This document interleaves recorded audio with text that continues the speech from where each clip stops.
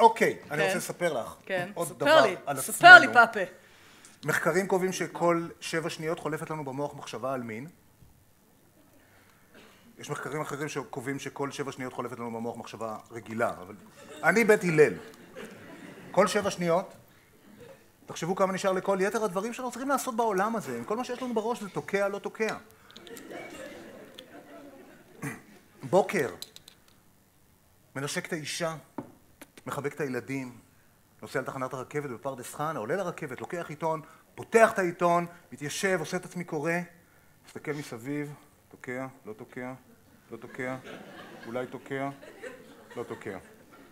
יורד בארלוזורוב, עולה במדרגות העולות הנאות, מסתכל מה קורה ממול במדרגות היורדות, תוקע, לא תוקע, אולי תוקע, לא תוקע, תוקע. יוצא מהתחנה, את זאת מהביטחון, לא תוקע. גם את זאת מהמזנון, לא תוקע. זה לא נשמעת ככה. פשוט. את זאת מהקופה אולי כן, אני לא רוצה להתחייב כי רואים אותה רק. עולה לאוטובוס, משלם לנהג, הולך את כל הדרך, עד הספסל האחורי, תוקע, לא תוקע, את שתיהן תוקע, לא תוקע. מתיישב, נכנס למשרד, תוקע, תוקע, תקעתי פעם. הנה הבוס שלי, הוא תוקע, בעיקר אותי.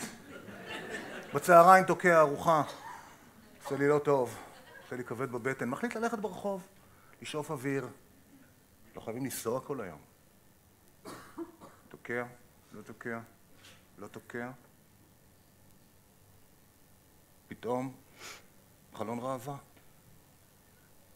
בחלון, בובת תצוגה.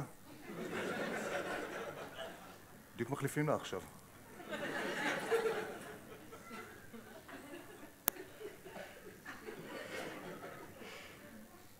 תוקע. חזרה ברכבת, לא תוקע, לא תוקע, לא תוקע, לא תוקע. אולי אתה כרטיסן, לא, לא תוקע. נכנס הביתה, הנה האישה שלי. רוצה, נשבע לכם, רוצה. רוצה, אבל כבר חודשים, תקוע.